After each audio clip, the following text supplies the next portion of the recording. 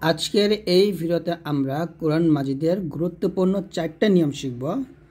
আলিফে জায়দা পড়ার নিয়ম, নুনে কুতনি পড়ার নিয়ম, সাক্তা এর বিবরণ, অর্থাৎ এই প্রত্যেকটা বিষয়ে আজকের এই ভিডিওতে আমরা আপনাদেরকে শিখিয়ে দিব।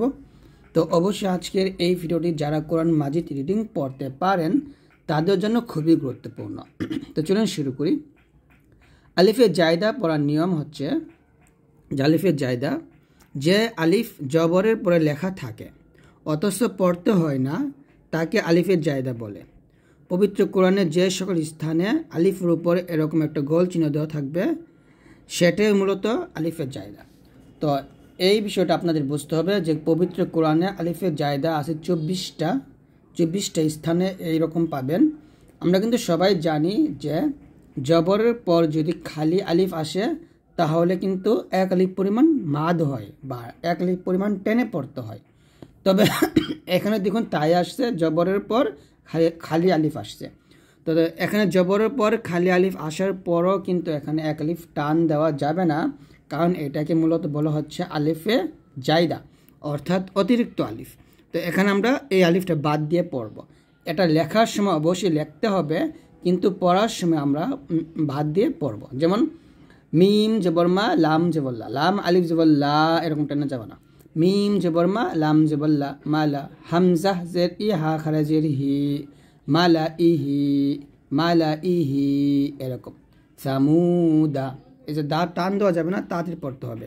সামুদা, আফা, হামজা জবর আফা জবর আফা, এই হামজাকে মিমকে ধরবে। এখানে নুন সাকিনের পর মিম আসার কারণে মিমেকে গুণনা করতে হবে। আমরা এটা অনেকেই বুঝতে পারি না যে তাসদিদ না থাকলে গুণনা হয় না, এরকম বুঝি। যে তাসদিদ এখানে থাকতে হবে এরকম বিষয় না, বিষয়টা হচ্ছে যে নুন সাকিনের পর মিম আসছে, এটাই হচ্ছে বিষয়। তো নুন সাকিনের পর মিম আসলে সেখানে কি হবে, মিলাইয়া, অর্থাৎ তাসদিদ দিয়েই মিলিয়ে তারপর আমাদের গুণনাটা আদায় করতে হবে। তাহলে এখানে যদি আমরা পড়ি তাহলে বলতে হবে যে আফা ইম মাতা, ইম বলতে হবে, ইম গুণনা করতে হবে। আফা ইম মাতা লাআযবাহান্নাহি, লাআযবাহান, এখানে গুণনা করতে হবে। লাআযবাহান্নাহি লিতাতলুয়া, এই যে ওয়া টান দেওয়া যাবে না, লিতাতলুয়া ওয়ারির আর রসুলা লিয়াবলুয়া আনতাবুআ ইন্না সামুদা। তো এরকমভাবে আপনাদেরকে পড়তে হবে যে এই যে এখানে আমরা কি করব না, টান দিব না। কিন্তু এই বিষয়টা আরেকটা বিষয় হলো, সেটা হচ্ছে যে যদি আপনি ওয়াকফের অবস্থায় পান আর সেখানে যদি ওয়াকফ ধরেন আমি এখানে পেন্সিল দিয়ে লিখলে ভালো হয়, যে এখানে ধরেন ওয়াকফ আসছে এরকমভাবে, আয়াতের শেষে এগুলো আসছে, প্রত্যেকটা আয়াতের শেষে আসছে ধরেন, এবং ওয়াকফের চিহ্ন আসছে, ঠিক আছে। তো যদি আমি এখানে ওয়াকফ করি তাহলে আবার সেক্ষেত্রে টান দিতে হবে। ওয়ারির আর রসুলা লিয়াবলুয়া আনতাবুআ ইন্না সামুদা, এরকম। অর্থাৎ ওয়াকফের অবস্থায় আসলে বা ওয়াকফের চিহ্ন আসলে এরকম গোল চিহ্ন আসবে এরকম না। যদি এরকম মিম আসে, এরকম মিম চিহ্ন আসতে পারে, বা এরকম জিম আসতে পারে, বা ত আসতে পারে, ঠিক আছে। এরকম ওয়াকফের চিহ্ন আসলে কিন্তু আমরা সেখানে থামলে এক আলিফ পরিমাণ টান দিব, ওকে। আর যদি না থামে মিলে পড়ি তাহলে দেখুন ওয়ারির আর রাসূলা লিয়াবলুয়া আনতাবুআ ইন্না সামুদা। আমি এখানে এই প্রত্যেকটা মিলে পড়ছি তাই টান দিই, এখানে এসে থামছি তাই এখানে এসে টানটা দিছি, বুঝতে পারছেন। এটা হচ্ছে নিয়ম যে আলিফের জায়দাটা ওয়াকফের সাথে আসলে সেখানে থামলে টান হবে, আর যদি না থামি আমি যদি পড়ি তাহলে মিলে পড়লে টান দেওয়া যাবে না। আর আয়াতে মাঝে যদি এরকম আসে আফা ইম্মাত, এগুলো তো টান হবেই না, ঠিক আছে। তারপর নিয়মটা হচ্ছে যে নিম্নের 4টি আনা শব্দে এক আলিফ পরিমাণ টেনে পড়তে হবে। এটা হলো আনা শব্দের নিয়ম, যে আনাবা, আনাবু, আনামিলা, আনাসিয়া, এই নিয়মটা এখানে দেওয়া হয়েছে এই কারণে যে কোরআন মাজিদের মধ্যে যত ধরনের আনা শব্দ আছে কোনো আনাতে টান দেওয়া যাবে না, শুধুমাত্র এই 4 আনাতায় মানে এই 4 আনাতেই টেনে পড়তে হবে। তারপর নিয়মটা হচ্ছে নুনে কুতনি পড়ার নিয়ম। যদি তানভিনের পর হামজা ওয়াসলি আসে এবং তার পরের অক্ষর সাকিন হয় তাহলে তানভিনের নুন সাকিনকে জেয়াদার পড়তে হয়, তাকে নুনে কুতনি বলে। এটা বোঝার জন্য কোরআন মাজিদের কাসরা যুক্ত ছোট্ট একটি নুন সাকিন মানে নুনের নিচে যে থাকে আর কি, নুন সাকিন না সরি, কাসরা যুক্ত ছোট্ট একটা নুন লেখা থাকে যা মিলিয়ে পড়তে হবে। আচ্ছা, এখানে কি লেখছে আমি এটা বোঝাই যে কোরআন মাজিদের মধ্যে এরকম থাকবে নু হিন, হা দুই জের হিন থাকবে। এই যে এখানে যে নুন সাকিনটা আছে না, সরি আমি নুন সাকিন বলতে চাইছি বারবার, এই যে এখানে যে নুনের কুতনিটা আছে না, নুনের কুতনিটা এটা কিন্তু এখানে লেখা থাকে না, অন্যান্য কোরআনে লেখা থাকে না, তবে আমাদের বাংলাদেশি কোরআন, হাফিজি কোরআন, নুরানি কোরআনে লেখা থাকে, তাই আমরা বুঝতে পারি সহজে।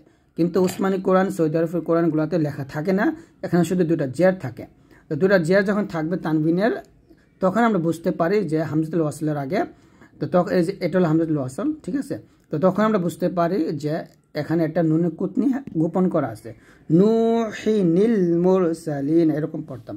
যদি এখানে যদি এই নুন কুতনি নাও থাকতো তাহলে আমরা বলতাম নুহি নীল বলতাম, নুহি। এখানে 2টা জের থাকতো, অবশ্যই এখানে 2টা জের থাকতো, আমরা একটা জের পড়তাম আরেকটা জের বাদ দিয়ে দিতাম। এটা হচ্ছে অন্য কোরআনের ক্ষেত্রে বলছি। তো যেহেতু আমাদের কোরআন মাজিদে নুন কুতনি দেওয়াই থাকে, তাহলে আমাদের কোরআন আমরা শিখি, আমাদের কোরআনের নিয়ম অনুযায়ী শিখি যে এরকম নুন কুতনি থাকলে তাহলে বলতে হবে নুহি, এই নুনকে লামকে ধরবে।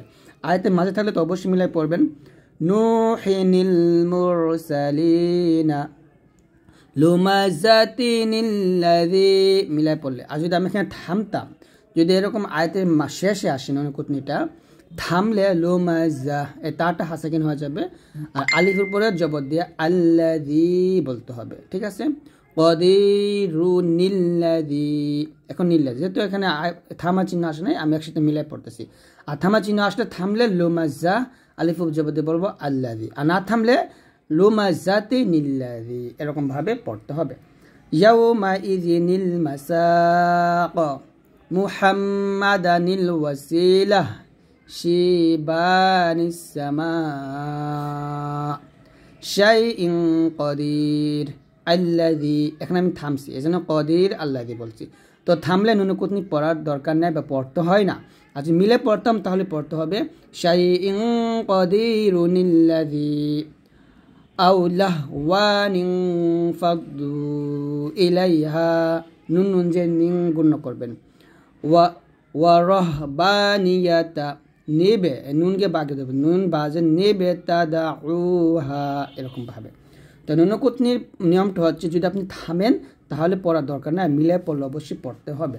আর আয়াতে মাঝে আসলে তো আমরা মিলেই পড়ি, সেটা অবশ্যই পড়তে হয়। সাক্তার বিবরণ, এটাও খুব গুরুত্বপূর্ণ যে সাক্তা কোরআন মাজিদে 8টা জায়গায় আছে। এখানে দেখি আমি কি লিখছে। সাক্তার সংজ্ঞা, সাক্তা অর্থ শ্বাস রেখে সাময়িক বিরতি। পরিভাষায় পবিত্র কোরআন তেলাওয়াতের সময় নিঃশ্বাস জারি রেখে উচ্চারিত স্বর কিছুক্ষণের জন্য থেমে পুনরায় ওই স্বরের মাধ্যমে পরবর্তী শব্দ বা অক্ষর পাঠ করাকে সাক্তা বলে। অর্থাৎ ইমাম হাফস রহমাতুল্লাহ আলাইহি এর বর্ণনা অনুসারে কোরআনের নিম্নের 4 স্থান সাক্তা ধরতে হয়। অর্থাৎ সূরা কাহাফ আয়াত হলো 18, সূরা ইয়াসিন আয়াত হলো 36, সূরা কাহাফ আয়াত হচ্ছে 1, আমি ভুল পড়তেছি, এটা আমি পেন্সিলে লিখি। সূরা কাহাফ আয়াত, এটা হচ্ছে সূরা নম্বর 18 নম্বর সূরা 1 নম্বর আয়াত। সূরা ইয়াসিন 36 নম্বর সূরা 52 নম্বর আয়াত। সূরা কিয়ামা 75 নম্বর সূরা 27 নম্বর আয়াত। সূরা মুতাফফিফিন 83 নম্বর সূরা আর 14 নম্বর আয়াত, ঠিক আছে। এটা প্রথম ধাপটা সূরা নম্বর আর দ্বিতীয় ধাপটা হচ্ছে আয়াত নম্বর। তো আপনারা সূরা কাহাফ প্রথম আয়াতে পাবেন ওয়ালাম ইয়াজআল্লাহু ইওয়াজা কাইয়িমা, এখানে যাতে আমি একলি পরিমাণ টান দিছি, টান দিয়ে তারপর থেমে গেছি, তার মানে এই না আমি দম ফেলে দিছি বা আমার শ্বাস ফেলে দিছি, এরকম না। আমি শুধু আওয়াজটা বন্ধ করছি, তবে আমার শ্বাসটা ঠিকই ছিল। তো এরকম শ্বাস রেখে আপনাকে পড়তে হবে। ওয়ালাম ইয়াজআল্লাহু ইওয়াজা কাইয়িমা, সূরা ইয়াসিনে পাবেন মিম মারকাদিনা হাযা, সূরা কিয়ামতে পাবেন ওয়াকিলা মান রাক, সূরা মুতাফফিফিন কাল্লা বাল রানা আলা কুলুবিহিম মা কানু ইয়াকসিবুন। এরকম ভাবে আওয়াজটাকে একটু জায়গায় রেখে পড়তে হবে। তারপরে এখানে দেখুন আরও 4টা জায়গা আছে, আমি বললাম যে কোরআন মাজিদে 8 জায়গায় আছে, তো এছাড়াও আরও 4টি স্থানে সাক্তা করা জায়েজ আছে, তবে এখানে সাক্তা না করে আপনি মিলে পড়তে পারেন এরকম রব্বানা যালামনা আনফুসানা ওয়া ইল্লাম তাগফির লানা, এভাবে পড়া যাবে। অথবা সাক্তা ধরতে পারেন রব্বানা যালামনা আনফুসানা ওয়া ইল্লাম তাগফির লানা, এরকম আওয়ালাম ইয়াতাফাক্কারু মা বিসাহিবিহিম মিন জিন্নাহ, আবার সাক্তা ধরতে পারেন, মানে এগুলো আপনি মিলে পড়তে পারেন, এখানে সাক্তা না ধরলেও সমস্যা নেই। এই হচ্ছে আজকের এই ভিডিওটি। যদি ভিডিওটি ভালো লাগে অবশ্যই লাইক দিয়ে দিন, আর অবশ্যই আমাদের ভিডিওগুলো প্লিজ শেয়ার করবেন।